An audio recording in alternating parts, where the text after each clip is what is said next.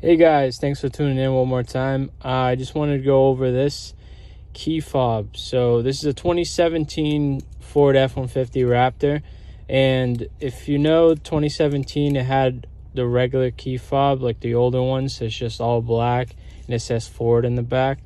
So how to get this key fob to work with the Raptor is you just go on Amazon and you buy this key fob. I'll leave a link in the description, and you take it to a key master, like someone that can that can program these keys, and all he does is just program it to this vehicle and it works perfectly fine. And you have it cut and everything. See if I can get it open.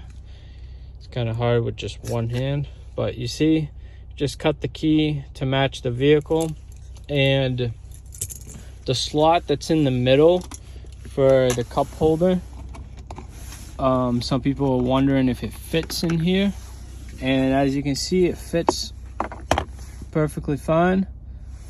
So in case the key fob battery were to stop working, you just use that and to start the truck.